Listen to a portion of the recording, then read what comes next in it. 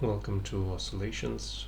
Today we are going to talk about various simple problems in the field of small oscillations.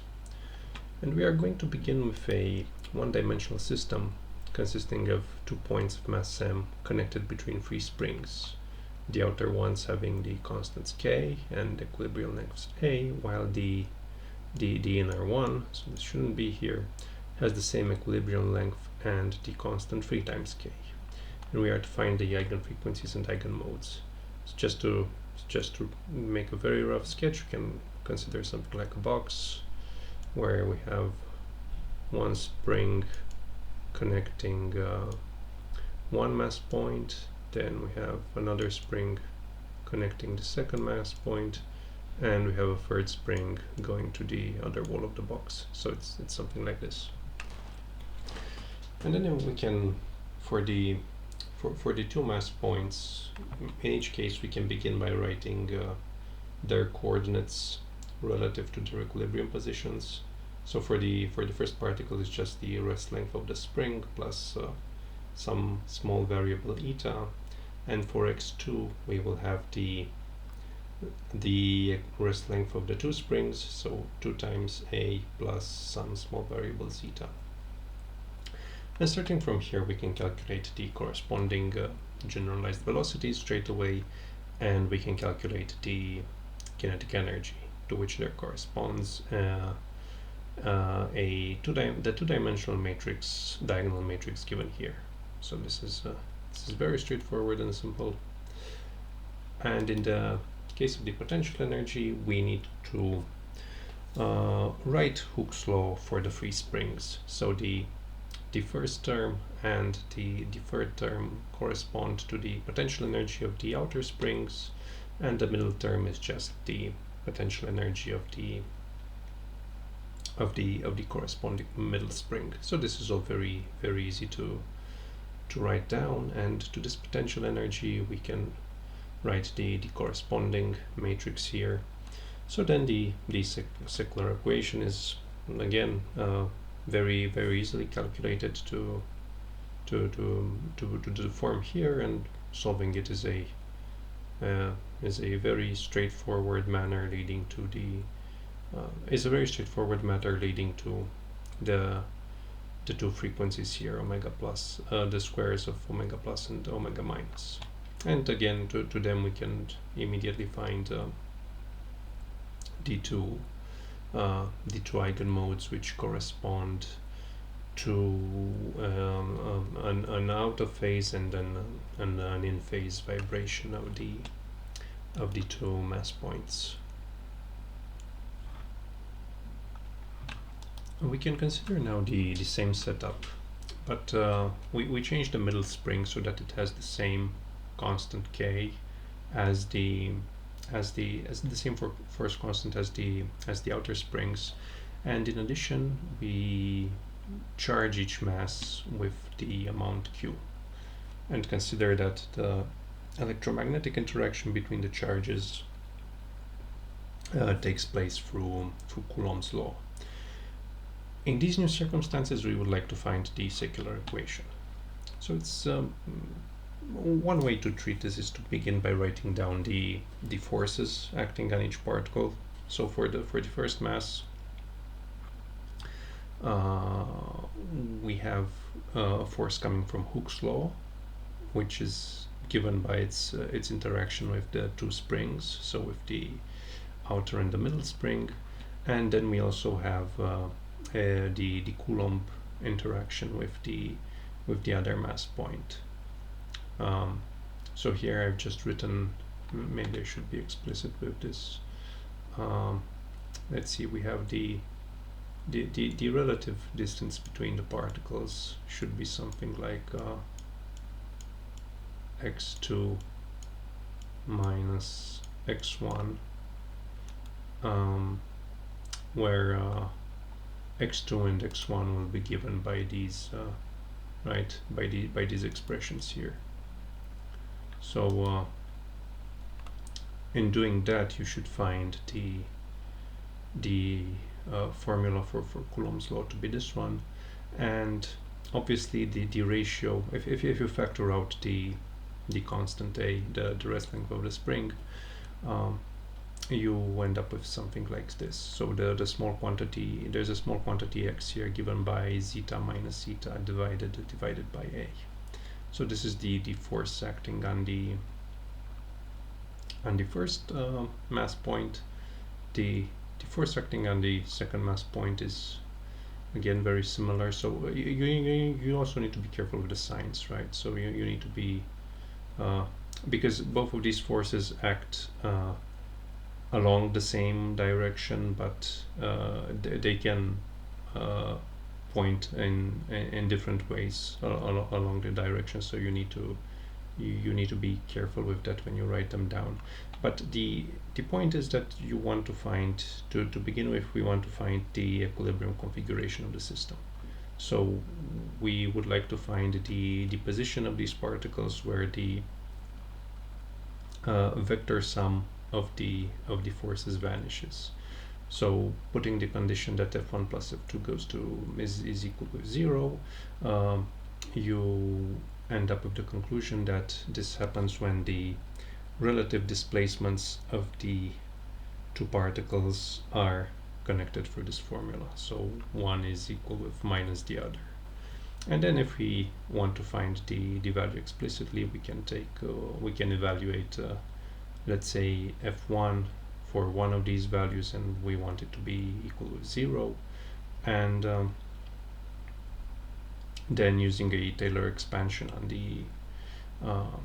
on the ratio here, we find the value of this displacement to be equal with the amount here. So this is the additional displacement from what was the original equilibrium configuration of the system to the case where the two particles are also repelling each other through Coulomb's law. So then we can write the coordinates of the particles in these new circumstances. So x1 will be the rest length of the outer spring plus eta 0 means, so it's actually a bit shorter because eta 0 is negative, right? So this spring will be a bit more contracted, and plus the variable eta, and x2 is going to be equal with 2 times A, so the original rest length of the two springs plus the displacement given by the value of eta 0, so the second mass point is pushed further away to the right, and plus a small variable zeta. And once again we can calculate the generalized velocities which correspond to these expressions immediately. We can calculate the kinetic energy and its corresponding matrix, which is once again diagonal. And for the potential energy, the part coming from Hooke's law is very simple and straightforward. Okay, so I've written this here, but yeah, we also need to evaluate the potential energy coming from Coulomb's law. So the relative radius between the particles is x2 minus x1, and if we evaluate this based on the definitions here, you have this constant a0 plus the difference of these two variables, and if we factor out a0, I have denoted the difference between zeta and eta divided by a0 with x0, so it's the x0 you see here. So with these notations you can calculate immediately the value of the Coulomb potential, and you can use a Taylor expansion on this fraction to find the result here. Now obviously the constant term will be irrelevant because you can always just redefine the potential so as to eliminate it, and the linear term once again will have no impact on the equations of motion themselves, because in the case of small oscillations we can always just rescale the variables so as to make the linear term vanish, because this will just contribute with a constant in the equations of motion. So what matters really for the dynamics is the quadratic term in this potential. And if we add this to the potential coming from Hooke's law, we should obtain a quadratic form like the one given here for the potential energy. So it also contains a cross term between eta and zeta, and the corresponding matrix should be this one. And then of course it's a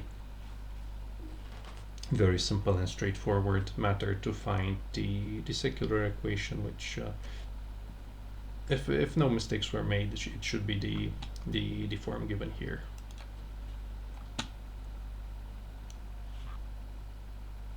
For the next problem, we will consider free mass points of equal masses m having the equilibrium configuration on the vertices of an equilateral triangle of side A, and the interaction of these particles is through springs of constants k that are located on the triangle's circumcircle. So not on the Euclidean distances between the particles, but rather on the arc length joining them along the circle. And we are to find the eigenfrequencies and eigenmodes for this system. So we begin by writing the coordinates of all three particles. Now for an equilateral triangle of side A, the circumcircle should have a radius of A divided by the square root of 3, and you can see this from just very basic geometry. So what I've done here is write these coordinates in, write the positions of the three particles in polar coordinates. So the angles phi, theta, and psi just represent the small displacements from the equilibrium configuration of the particles on the vertices of the equilateral triangle. And if we use the small angles approximations for these trigonometric functions, we should find the expressions here for the three pairs of coordinates. And having these, it is of course very easy to calculate the corresponding generalized velocities, which should be the one in the list here, and then the corresponding kinetic energy should be the quantity here. So the associated matrix is of a simple diagonal form. Now, at equilibrium, the arc length between each pair of masses should be given by the expression here. So is this a 0, which is just the radius of the circle, times this angle, which is just 2 pi divided by 3. And then if we have small movements of the particles on the circle, the corresponding arcs change based on the coordinates here. They should be they should have the following values. So in terms of the angles phi, theta, and psi. So these are the arc lengths between particles 1 and 2, 2 and 3, and 1 and 3 respectively. And then for these small displacements, we will have the interaction energy between each pair of particles of the form here.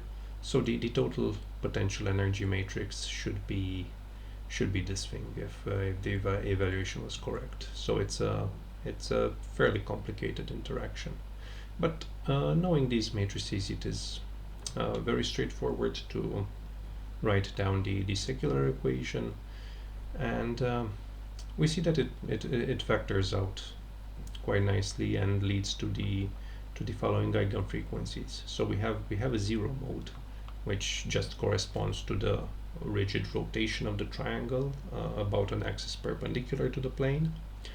And we also have a double root, so omega squared equals with 3 times k over m is the frequency which corresponds to the 2 possible vibrational modes of this system. And now that we know the frequencies, we can also calculate the eigenvectors straight away. So one of them, the first one just corresponds to the rigid rotation that we have discussed, and the other two correspond to the even and odd vibration modes. So the second one corresponds to a fixed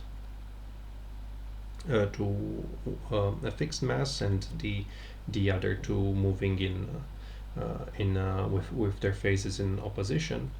and the third one corresponds to the motion of all free particles in such a way that the overall angular momentum of the system is zero.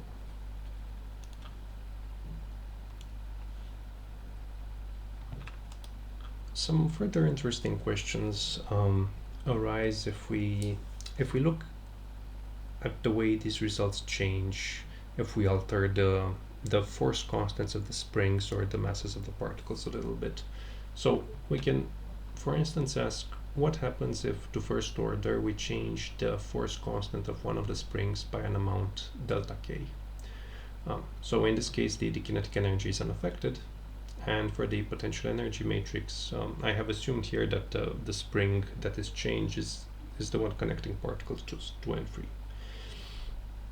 And we can immediately calculate the secular equation for this new set of matrices, and we will see that we still have a zero mode, so it's it is still possible to rotate the system rigidly without altering its potential energy, but the degeneracy of the vibrational modes is lifted, and now one of the frequencies has a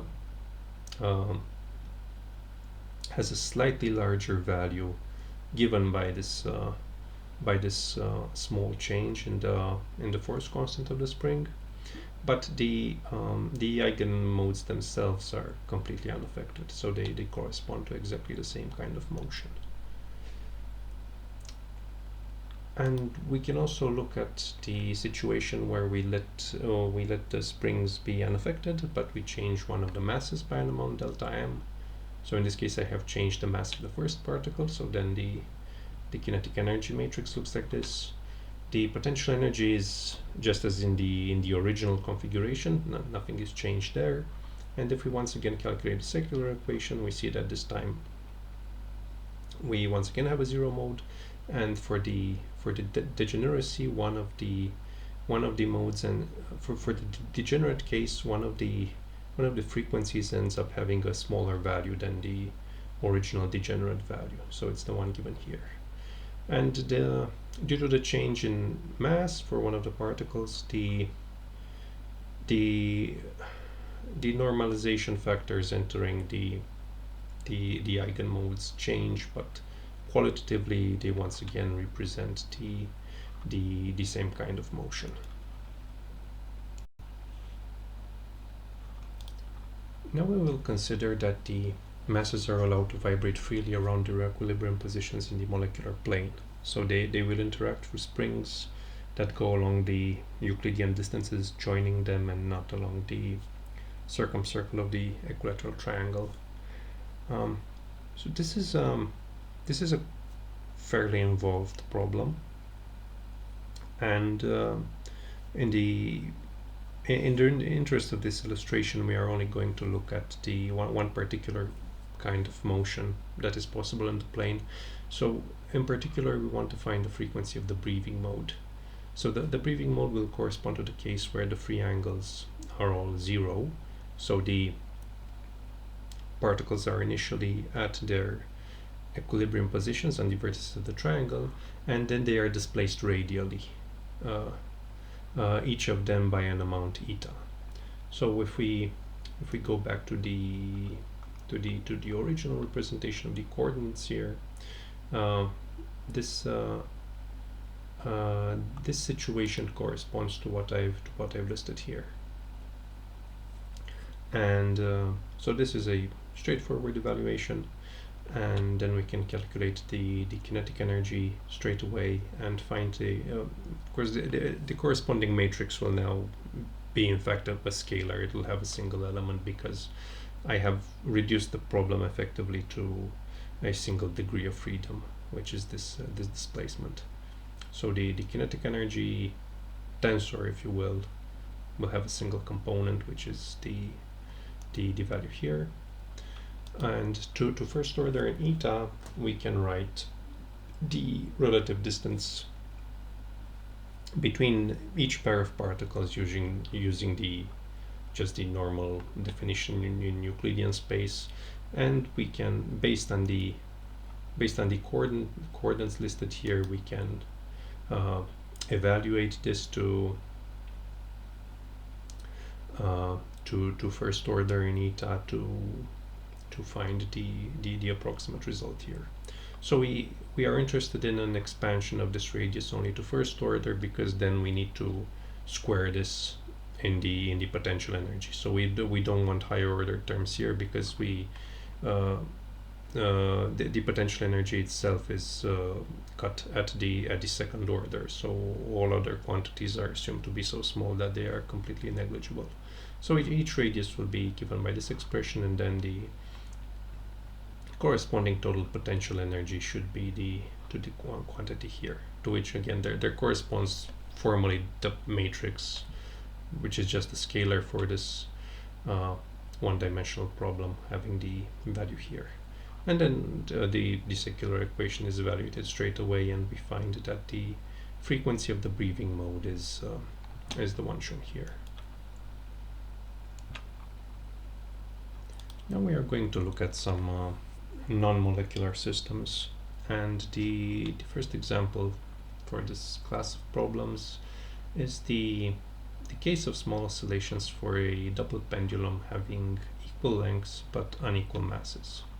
So the double pendulum is a system that we've visited on several occasions throughout these discussions when we illustrated the formalism of Lagrange's equations for the first time, and then we've encountered double pendulums again in the as applications for rigid body dynamics, but we've never really solved the equations of motion explicitly. So now we have the opportunity to do that for the case of small oscillations. So the Lagrangian with these assumptions is a particular case of the one we've derived initially all the way back when we've set up the formulation of Lagrangian mechanics. And then for the case of small angles to second order, the kinetic energy can be written straight away to have the expression here. And for the potential energy, we use the small angles approximation together with this trigonometric identity. And the result should be the one here, in terms of this constant omega 0 squared being equal with the gravitational acceleration divided by the length of one of the two pendulums. And so then the corresponding matrices of these quantities are the ones shown here. So the system is diagonal in its potential energy matrix, but it's non-diagonal in the kinetic energy, so it's kind of quite a bit peculiar in that regard. And then it's knowing them, it's very easy to set up the secular equation and to find the two frequencies corresponding to its roots, having the expressions here. So one thing that we can see straight away from this expression is that if one of the masses happens to be much smaller than the other one, then you can see that the frequencies become almost equal. They differ only by this small quantity, which is the square root of the ratio of the masses.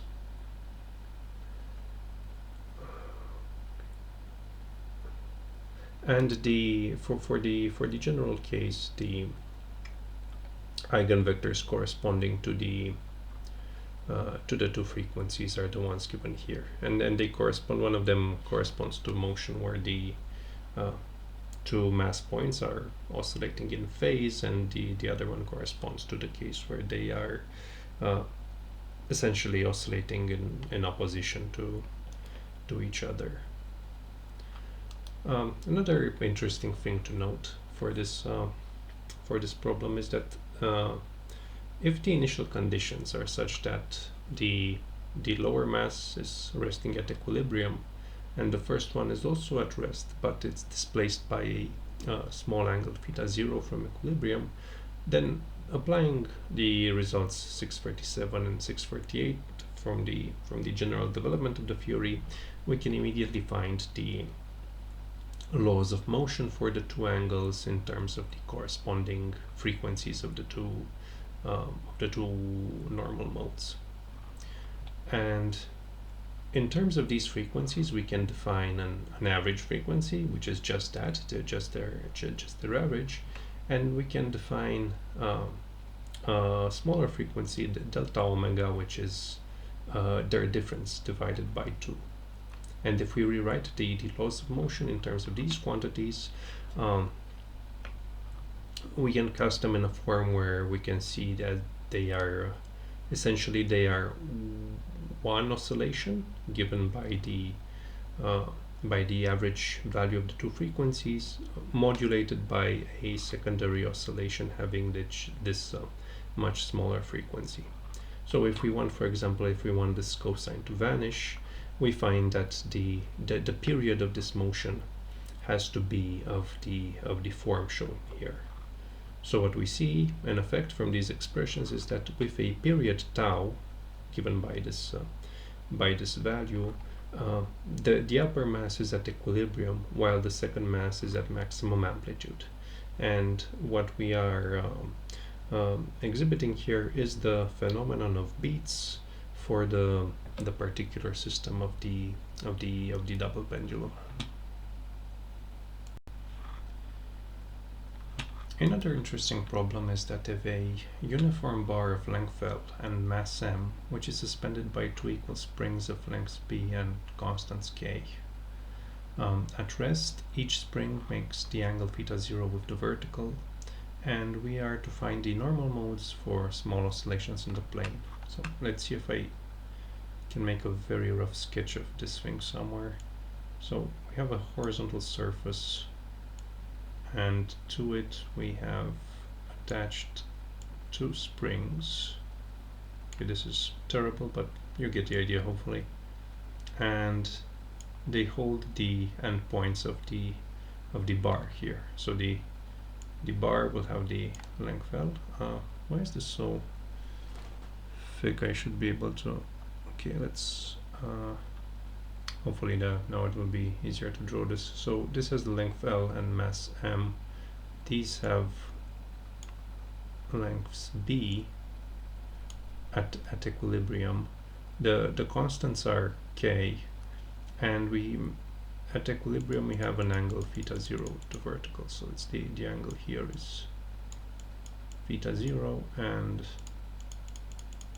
correspondingly here it's the same. This thing is the angle here is theta 0. Alright, so first of all, with these initial assumptions, we can and the coordinate system, this is important. We should say that I want the x-axis to point this way, so it's pointing down along gravity, and I will have the y direction, so this is x, this is going to be y, and z is going to be perpendicular to so two of them following the right-handed screw rule. So z is pointing towards the viewer. So with these considerations, the initial equilibrium position of the center of mass of the bar is along the x-axis is x0 given by this quantity, so it's just b times cosine of theta 0. Y0 is obviously going to be 0, right? Because I'll set the origin where the center of mass is along the y-axis, and then if we have small displacements of the center of mass, its x displacement is going to be a small amount theta relative to its equilibrium position, and its displacement along the y-axis is going to be the small amount zeta relative to 0. So with these things we can calculate the generalized velocities straight away for the center of mass, but keep in mind that it's not just the center of mass of the system that can move. The bar itself can rotate as a whole about the center of mass. So then we just need to calculate its moment of inertia for rotation about an axis going through the center of mass and perpendicular to the plane of the bar.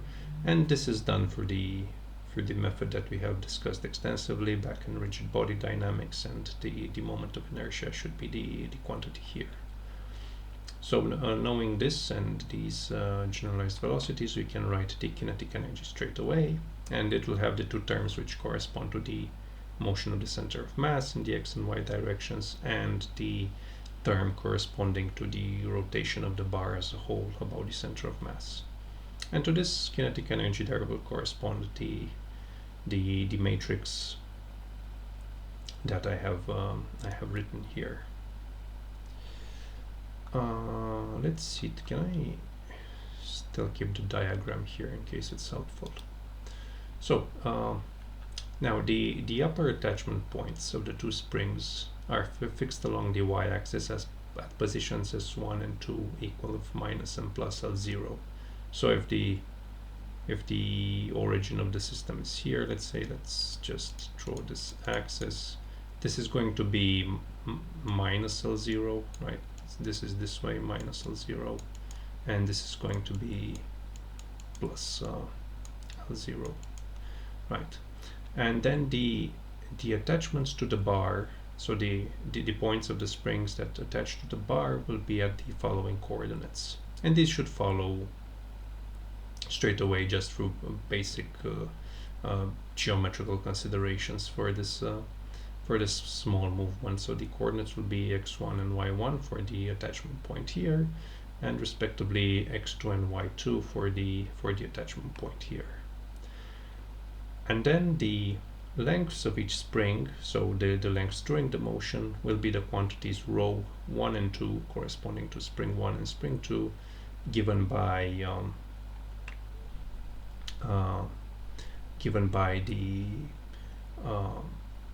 the quantity here. So this is just the magnitude of R12 minus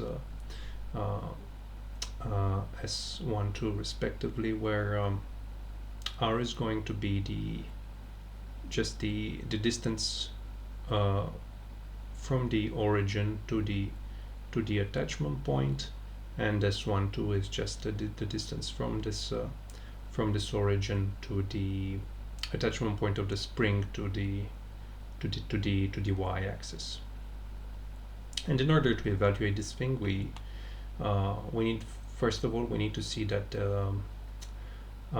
there's this relation among all of the constants involved. So the equilibrium, the square of the equilibrium length of the spring is given in terms of the expression here, and this should follow just from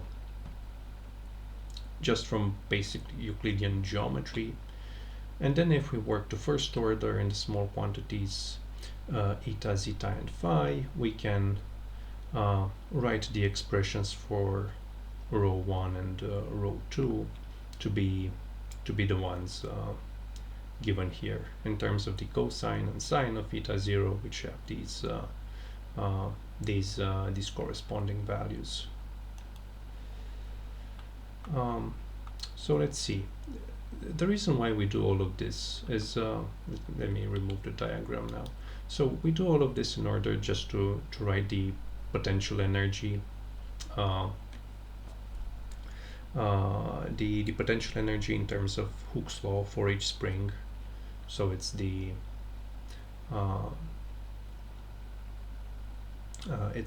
quantity given here. So, and now it's knowing rho 1 and rho 2, it's very easy to expand this to second order and to find the expression here for the potential energy and the corresponding matrix, which is the one shown here. The gravitational force itself is only involved in setting up the equilibrium configuration of the system. Since the potential is linear in the distance, it will once again it will not be involved in the dynamics themselves as far as the equations of motion are concerned, because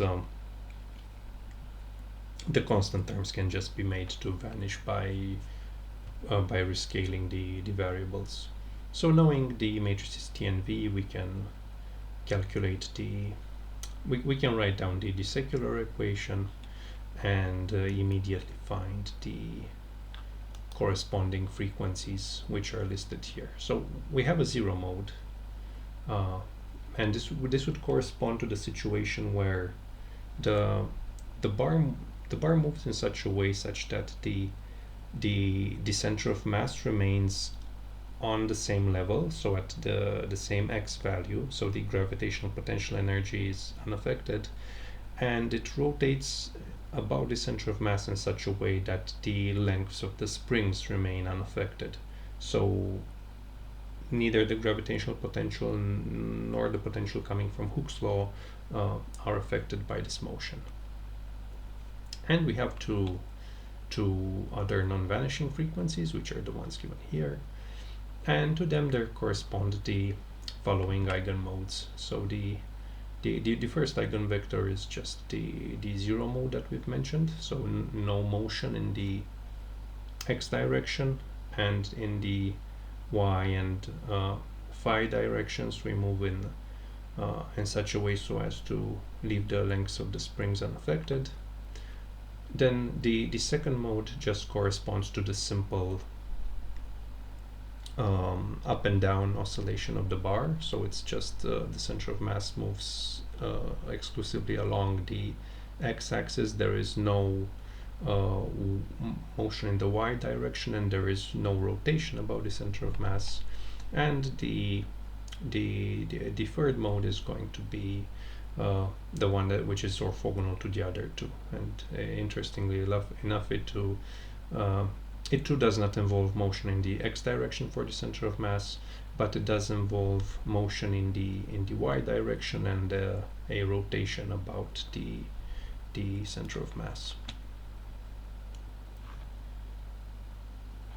The last example that we are going to investigate here is slightly different from what we've discussed previously, in the sense that it involves a little bit of electrodynamics, but that is not the main issue. The important point here is that due to this fact, it will also involve a potential that is velocity dependent, but we will see that for this particular problem it does not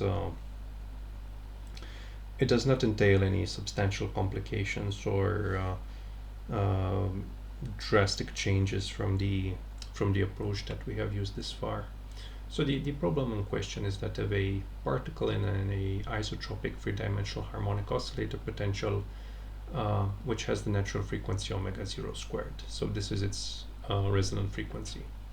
Now, assuming that the particle is charged and it's placed in crossed static electric and magnetic fields given by the arrangement here, we are to find the new vibrational frequencies, and we are to look at their values in the limits of weak and strong fields.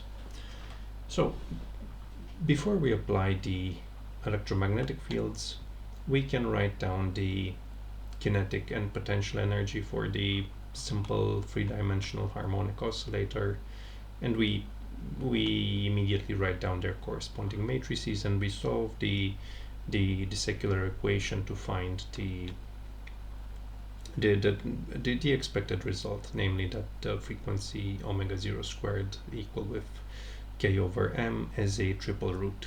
So it's there is a threefold degeneracy of this eigenvalue corresponding to the vibration along the three directions which define the Euclidean real space.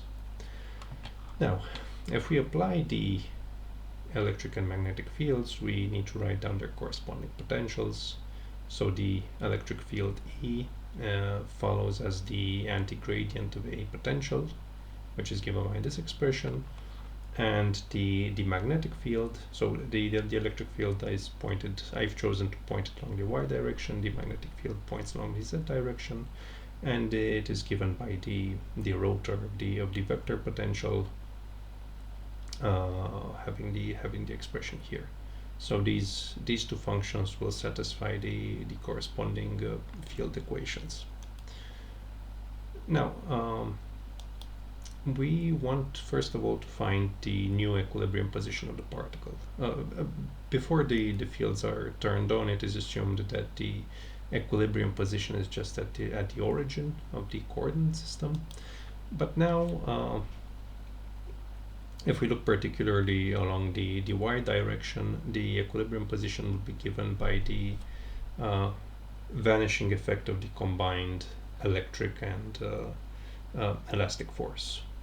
So the equilibrium positions follows from the solution of this equation to, so it's the value here, and then we can write the new coordinates of the particle in terms of small displacements. So the x-coordinate is just a small displacement eta. The y-coordinates is a small displacement zeta about the equilibrium position y0, which is established once the electromagnetic fields are turned on, and the z direction corresponds to the motion with a variable having the small value chi. And as we have seen back when we developed the Lagrangian formulation for electromagnetic potentials, the Lagrangian is given by the kinetic minus potential energy and these two expressions involving the electromagnetic potentials. And if we write everything down explicitly, the end result should be the expression here. So you see that the troubling term comes from the dot product between the vector potential and the velocity of the particle, because it involves this mixed term having the zeta coordinate and the eta generalized velocity. So now, having the Lagrangian, we can start writing the equations of motion down. The first one is found straight away to have the expression here, which involves the natural frequency of the oscillator, but it also involves the Larmor frequency, which we discussed back in rigid body dynamics. We can use this kind of rescaling of the zeta variable. So the new zeta variable is the original one minus this constant, which involves the electric field strength, the natural frequency of the oscillator, and the gyromagnetic ratio, which once again was defined back when we discussed precession of charges in magnetic fields. So by doing this kind of rescaling, we obtained the second equation of motion as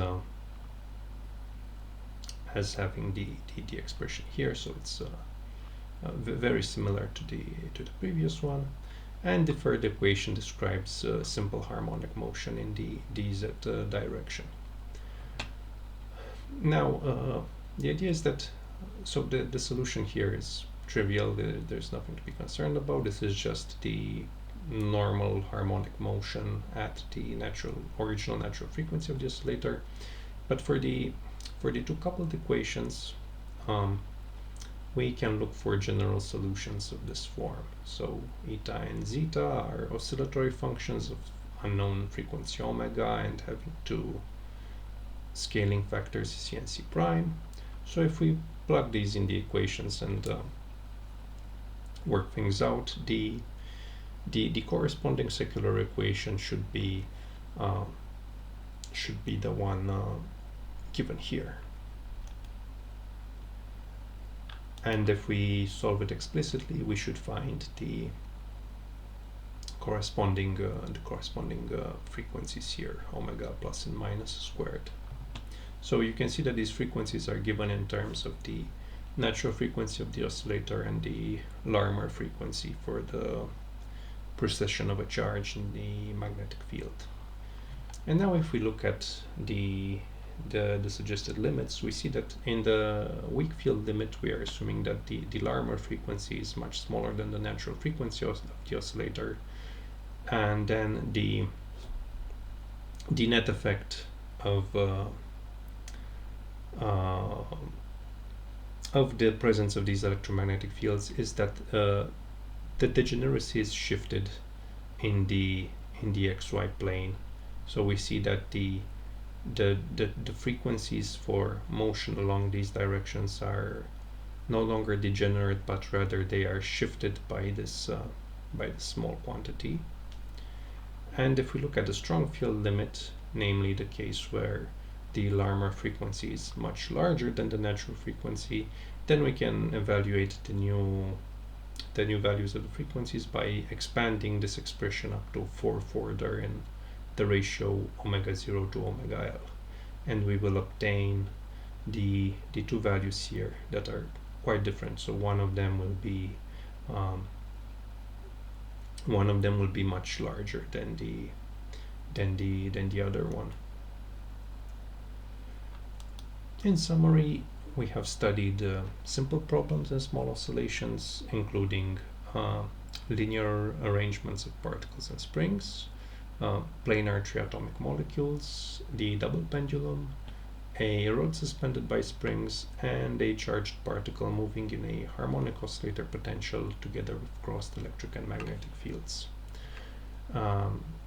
In the following chapter, in the following section, I should say, we are going to discuss forced vibrations and the effects of dissipative forces.